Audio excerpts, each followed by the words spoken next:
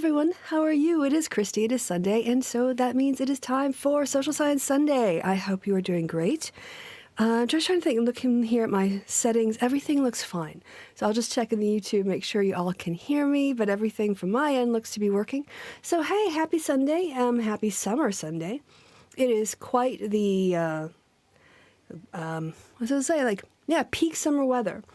Before we talk before we talk about ethics in social research, I wanted to give people a bit of a heads up.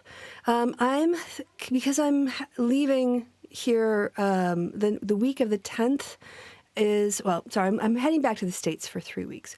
And I'm thinking about taking a bit of a break from the channel. Summer holidays. Hello. Thanks for the feedback, Sip. Summer holidays as people do before COVID. Remember when people would go on vacation for like 2 weeks or something? Well, I'm going to do that. And so I think what I might do is actually, because I need time on the weekend to like pack and everything next weekend. So I think I'm going to take 4 weeks. The show will be back on the 7th of August. And that will just give me a little extra time to organize myself before I go back to the States. It's 4 weeks off. It's not that big of a deal, but I wanted to cover that at the beginning of the show. So yeah, 4 weeks of holiday for me. So yay. Okay. The other thing that I wanted to review is just to say that, we're going to be looking at ethics and in research, social science research in particular. Hold on, I'm trying to open up the chat window. There's a lot of things I'm trying to do while I'm talking with you.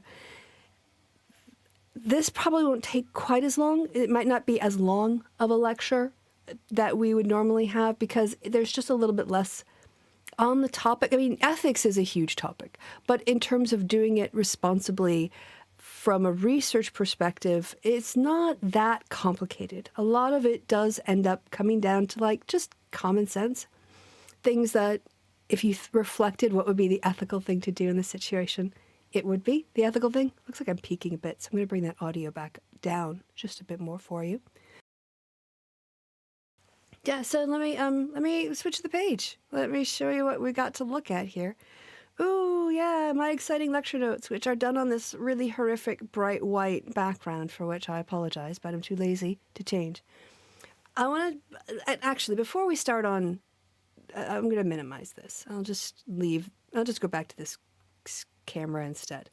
Because I want to talk to you a little bit about, it's a bit of a narrative arc, a bit of a story that I'm putting together that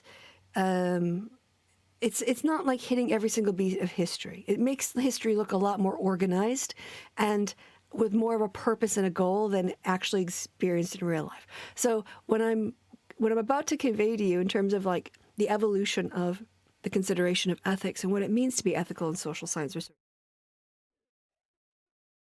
Excuse me. Realize that I am constructing a narrative here. If you study this in more detail, you'd probably find that in the overall view, I have things right, but there were like more debates internally, or this didn't happen quite as rapidly, or whatever else. But generally, I'm going to tell you a little story about the evolution of ethics in social research.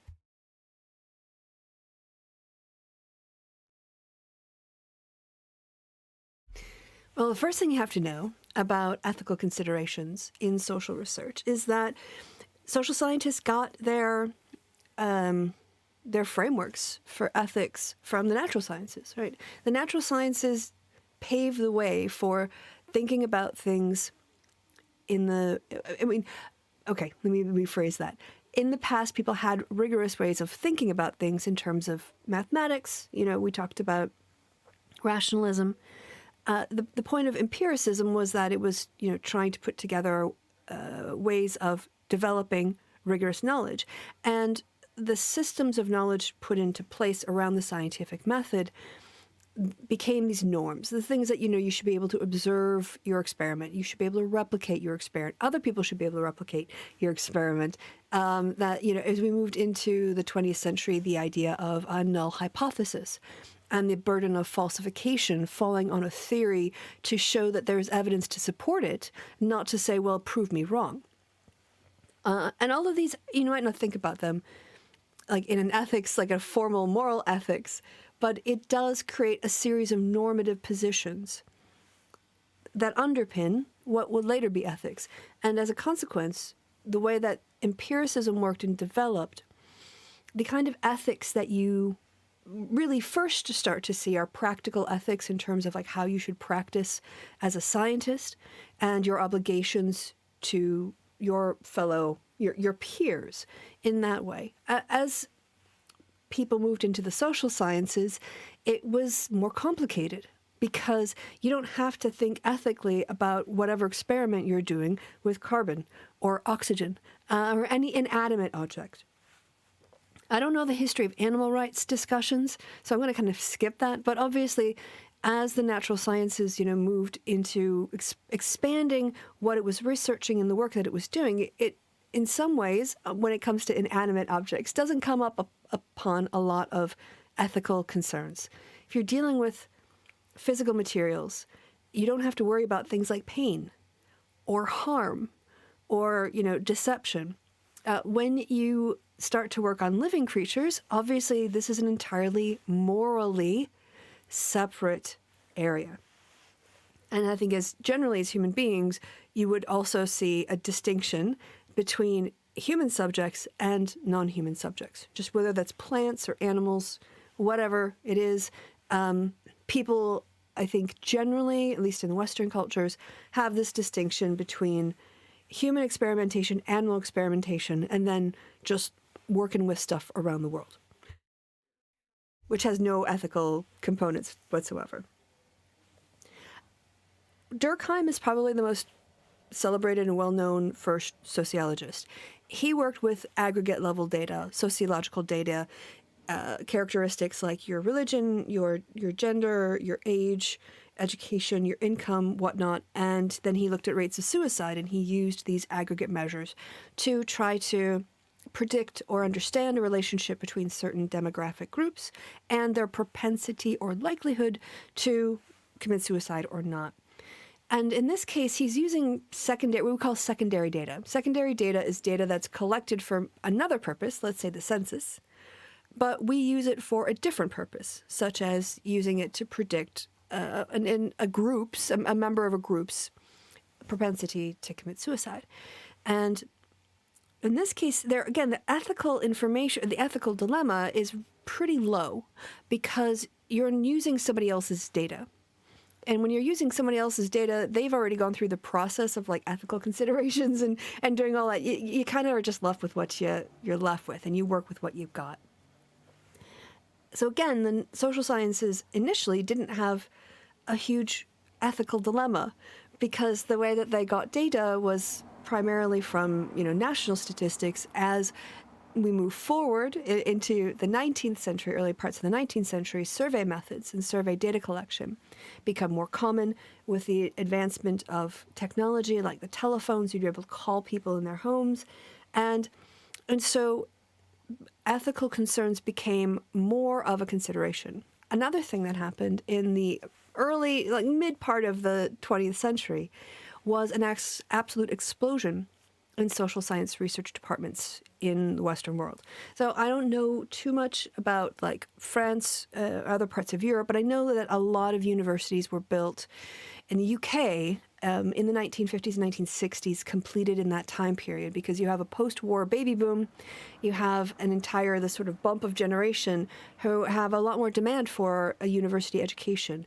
And in the States, of course, you had the GI Bill promoting, especially white men, a little bit to the minority groups at the time, but access to this sort of social mobility vehicle, which is called higher education.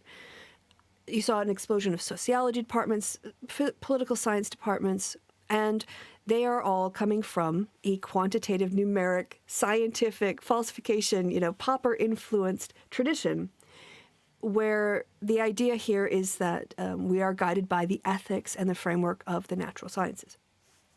And at this point, we start to also see an increasing human experimentation, which I'm not saying never happened, but again, when you get more researchers, you just get more research, people doing more research.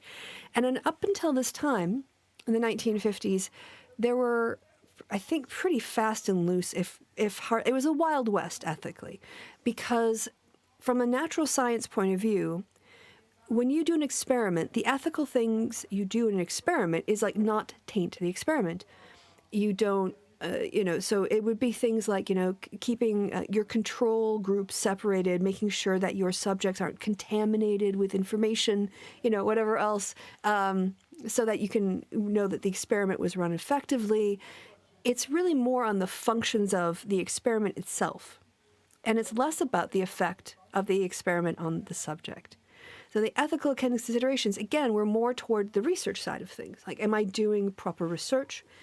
And I'm not saying people didn't understand that the harm could be, could happen. They weren't like idiots. But they hadn't taken the time to institutionally create a whole set of norms around human experimentation. So when we say, in the social sciences, when we're doing human experiments, they're generally psychological games, right? We're not, until much later on in the 20th century, do you get DNA testing. So it generally tends to be, this approach that we're going to give an individual a stimuli with our instrument. Like, we actually call our questionnaires survey instruments. We're that influenced by the natural sciences that we think of our surveys as the same as a telescope, right? So you bring someone in, and the idea here is to control the experiment so that you have the same stimuli for everyone, so that you can measure the response and compare these responses in isolation, controlling for anything else over time. That's where the ethics came in. Probably some of you have heard of the Stanford prison experiment. Again, with this explosion of research happening in the 1960s, post-Second World War, there were a lot of moral questions, looking at Germany, looking at the Holocaust. And I think one of the tests was for the one where it was using a simulated shock treatment. People thought they were giving electrical shocks to other human beings, and they were forced to see how far they would go in up to killing somebody, potentially, in this experiment, just by having someone say the experiment requires that you continue. It's very important that you finish the full range of the experiment, right? And it doesn't take a genius to figure out that that's going to have harm on a person, but they just didn't have, there hadn't been a system yet to say, hey, we need to treat human beings really differently, not just a little differently, but seriously differently. And that leads on to questions about animal experimentation, which is kind of beyond the scope of this, because as political scientists, I don't study animals. And this is not an ethics course. So, you can read Singer, you can read a lot of people on ethical scientific experiment or on animals, and if it's even possible, but we're just going to limit ours to human beings. After the Stanford prison experiment, after the one about the electric shock therapy, there was a pushback, pretty serious pushback, that we have not just an ethical obligation to our community of researchers and scientists to practice the best science we can. See you later, Easy 7, come back when you're done. But that we have a moral obligation to do no harm when we're doing our social research. And from the backlash out of these Wild West approaches to doing social research, there became this notion. There are several notions now that are embedded in practice in the quantitative and qualitative social sciences, but we weren't done yet. I think this is where we're circa 1960s. And there's another important turn. Besides this Stanford prison experiment developing codes of ethics and ethical review, and the idea that ethics has to be part of a social research design, and informed consent, all of these types of emerging issues. Another critique that was happening in the natural sciences was coming from feminist researchers. Now, in this case, I'm going to use women and men in a very crude cis binary, because in the 1970s, there really wasn't space for trans research and trans activism. And so my language reflects more of the mindset of the time than the reality of the time. Because in the rise, the 1960s and 70s, second wave feminism, although pretty open on the idea of lesbianism and being open on gay rights, especially with now, I'm thinking of the National Organization of Women has always been very pro like gay rights and are advocating for lesbians. But you also saw an influx of women into academia because of the results of sort of first wave feminism combined with the effects of the Second World War, giving their mom's experience outside the house, more education, more consciousness raising, even though that generation seemed to want the white picket fence, their daughters did not. Their daughters wanted to burn their bras and have free love and contraception, and the personal is political. Right? So you get a generation of young academics who are filling a space that has been traditionally occupied by and defined by and for cis men. And these new researchers wanted to do, make contributions to the gaps in the literature. And oh my gosh, there were gaps in the literature of understanding, sociology from a feminist perspective, political science, economic, all of them.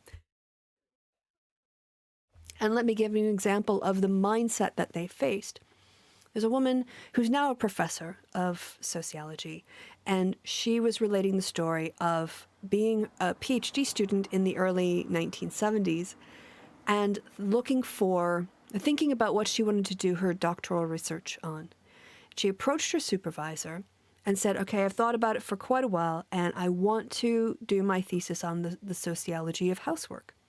Because from her perspective, housework and the division of labor in the home was like a huge issue because it takes up so much of particularly women's time. It's a very gender notion, not only in terms of like who does the housework, but what housework gets done by whom and when, and the expectations of people just giving up their labor as part of their job in the relationship. So she saw a massive potential for really unpacking and understanding the role of housework on men and women, especially in married, cis married couples, to understand like how that has knock-on effects for women's employment and childcare provision and all the other things, that these, as I say, just typical sort of binary of a woman is a cisnormative, heteronormative viewpoint of the 1970s and today. And her professor just looked at her and said, that doesn't exist. There is no sociology of housework. And that was the point. Like, she was wanting to do something that it would never have occurred to a Mad Men type of male mentality in sociological research, because they don't do housework. It doesn't occur to them. Like, they just farm that out. That's just like something their wives do. There doesn't need to be a sociology of housework. Why would we need to investigate the sociological implications of housework? The man was stumped. Like, just did. Because where you stand often depends on where you sit. Or is it where you sit or where you stand? Anyway. And obviously, she went on, she did her thesis, and now she's a professor.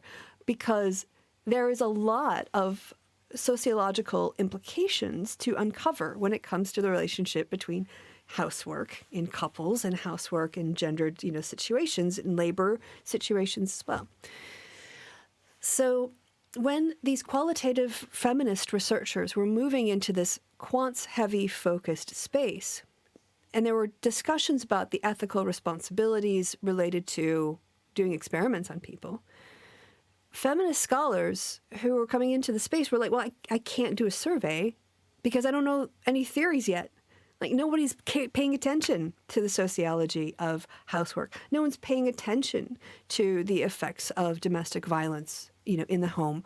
No one's paying attention to access to reproductive control and rates of happiness. It doesn't matter what the topic was. It wasn't being covered. No one was covering it. Sorry, I'm getting a little bit loud here, so I'm going to back my sound off even a little bit more. And so they challenged sort of not only what counts as social research, but what is the best way to get information on social research? Because from a feminist point of view, coming into this space, not being cultured, normalized into it as part of their, it's always been this way, and everyone around them acts the same and thinks the same. What they saw, and again, I'm making this a slightly neater story than probably existed, but you have these men in lab coats who look at people like lab rats, and they consider themselves superior to them. They hold a distance from them. Right? Oftentimes, if they run an experiment, you might be talking to the researcher, but chances are you're talking to a lab assistant. Right? They're like the gods in the back room watching and manipulating the situation to see if you're going to do what they think you're going to do. And this idea of asking the subject their opinion and, outside of what the male scientist was interested in, just as it kind of didn't equate the male perspective in this way, or the patriarchal view, was that we are the gods, you are the subjects, we're going to control the environment, and we're going to learn things from you. This is a one-way street, right? Like, we give you some money, but you give us valuable information. We don't have a personal relationship with you. We want to control everything around you so that we only get the information we are interested in. You can see how it's a very top-down approach to the social sciences. It's also entirely reflective of the world of the scientist. If a possibility doesn't exist in the world of the person carrying out the research, they aren't going to come across a single new idea in an experimental design.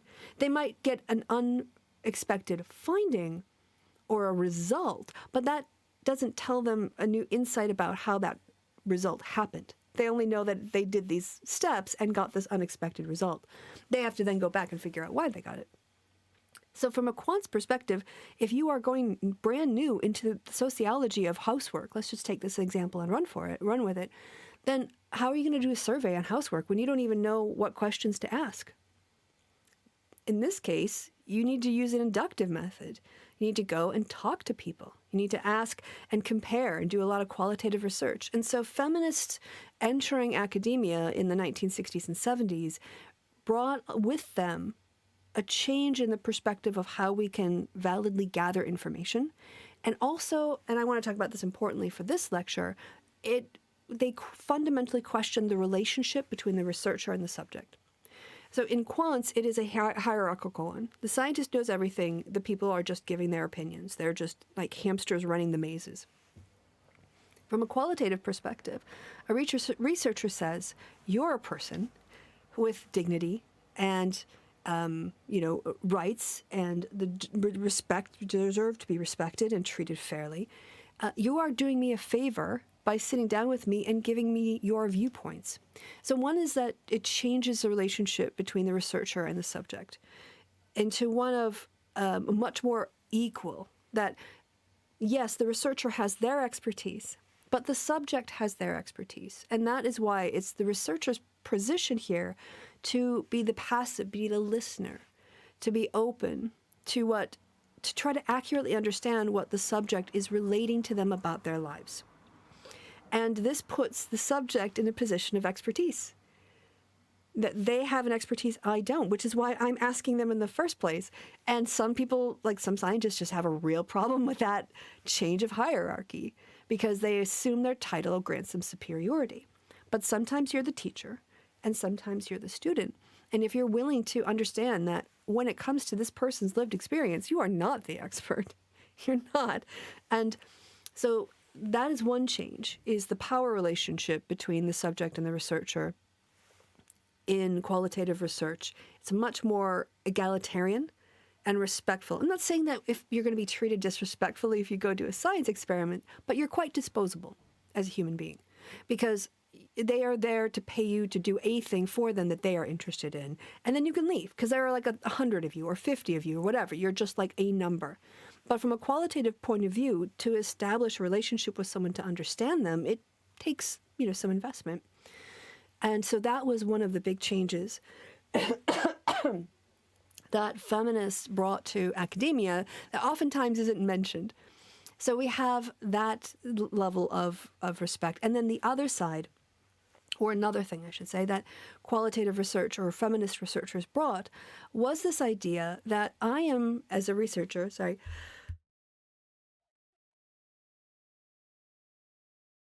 again, comparing it to an experimental idea, in an experiment, you control everything and you create the same stimuli, and the idea is that the scientists or the researchers, sorry, my eyes are watering. The researcher knows everything. Sorry, wait, I sniffed and then I lost my train of thought. So, from a quant's point of view, okay, damn it, I was going somewhere here. It had to do with expertise. Oh yeah, co-creation of data. All right, I remember my point now. So from an experimental point of view, you go in and everyone gets the same stimuli. The same demographics are observed to be control variables. The idea here is that the scientist is completely removed from the experience of, or the interactions of gathering data. And that is to remove influence, right? It's tried to be a controlled environment. You don't want the relationship between your subject and your scientist here to have an effect on their results, because then you're causing change in the experiment. You're not observing change, and you don't want that because then you're just wasted all your time, because you didn't want to create the change, you wanted to observe it. And if you're creating the change instead of observing it, it means that you're basically creating a false situation that won't be replicatable in real life. So what are you doing? But from a qualitative perspective, I understand that I have a role as a researcher in the data creation process, because I am asking maybe questions on a particular topic, or I'm framing things in a certain way, or that the other person is interacting with me. And rather than going, oh no, I have to leave, I'm going to contaminate everything, if I somehow frame a question in a way that, has them answer it maybe in a different way from another one, which we know if you ask questions in different ways, people are going to answer in different ways. We know that already, right? But instead of going, oh, I'm going to try to remove myself, make sure that I'm as distant from my subject as possible.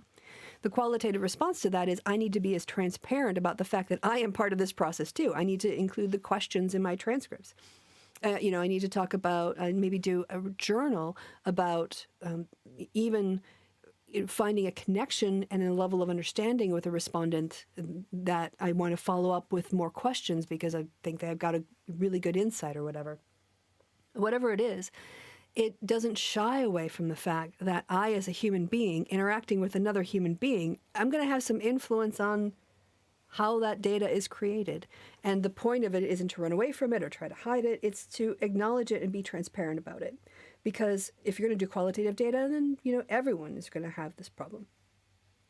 So I'm just doing something on my tablet, and I will be right back with you. And I got coughing. My eyes are watering. Oh, this is a really, really tough lecture.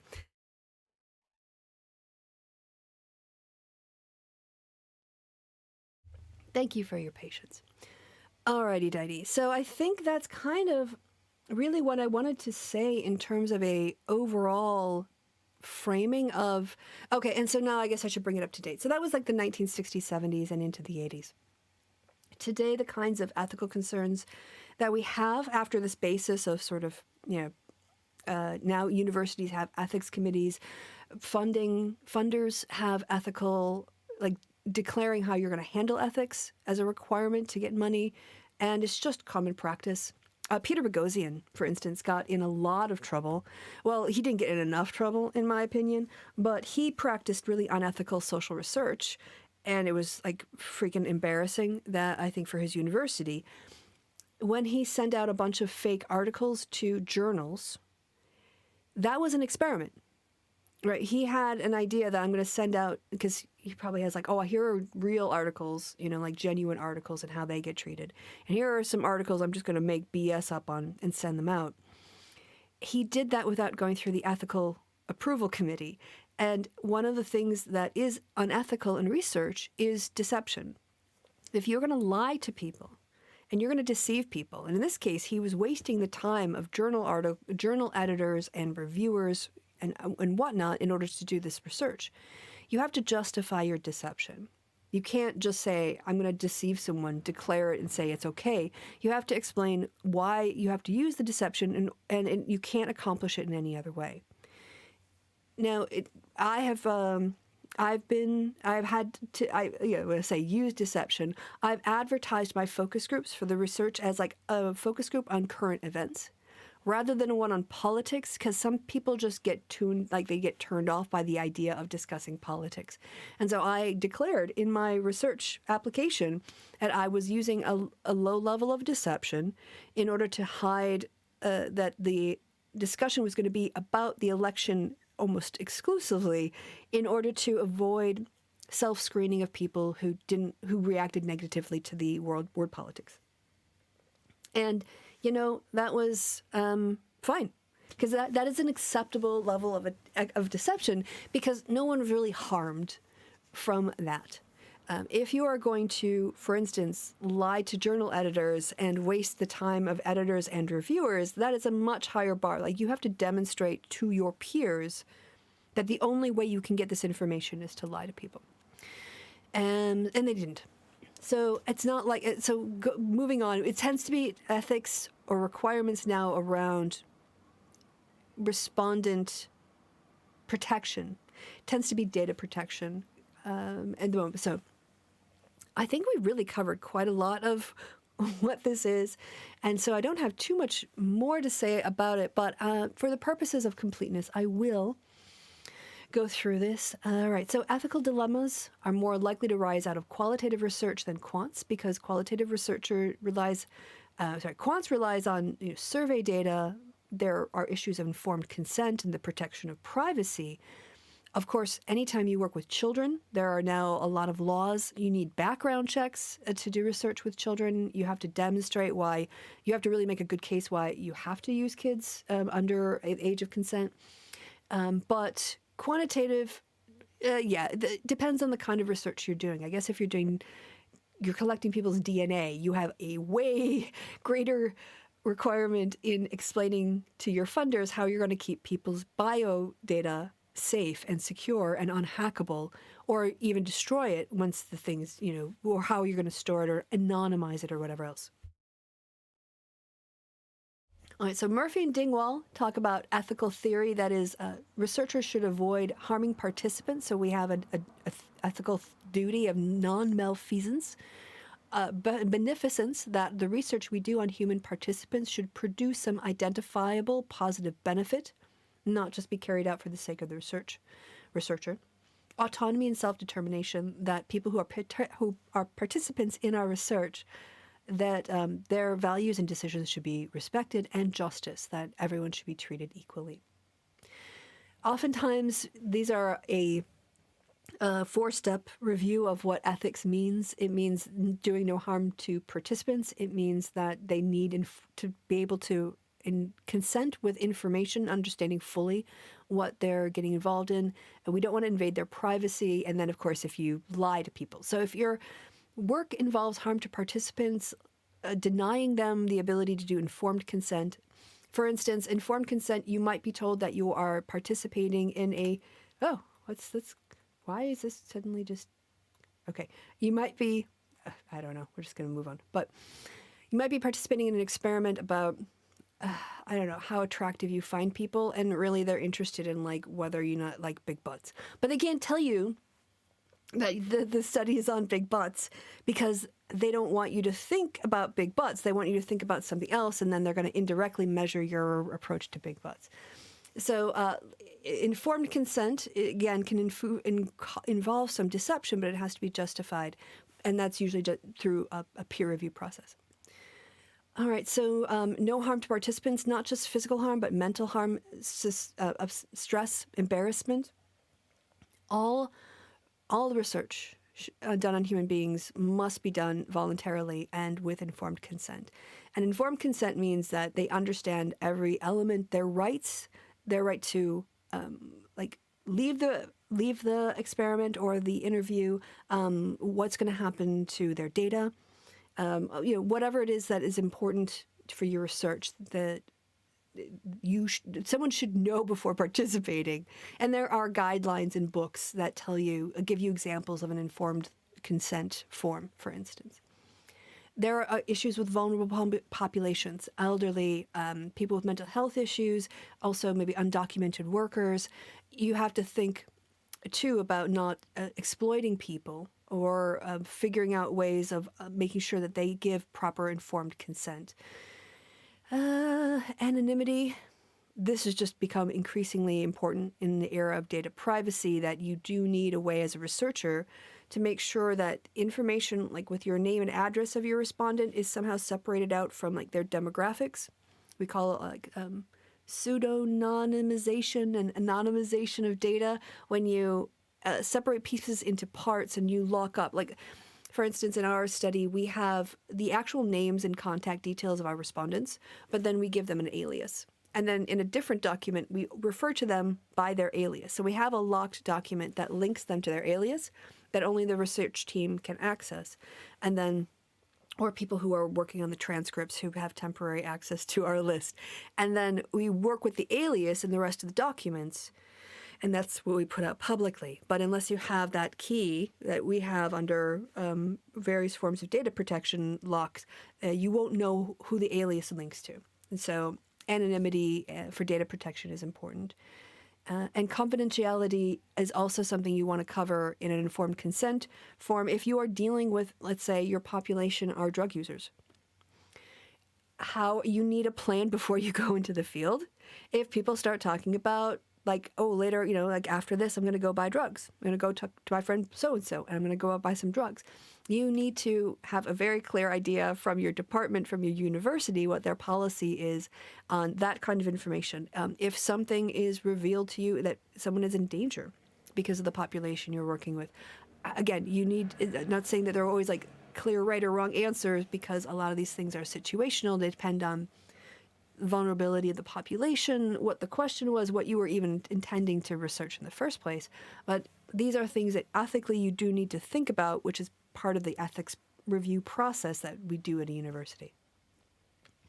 And again, deception. Most research will involve some level of deception, just because, like I said, maybe I don't want to put out the word politics in my recruitment or election in my recruitment literature because I don't want people to be turned off of talking about the election.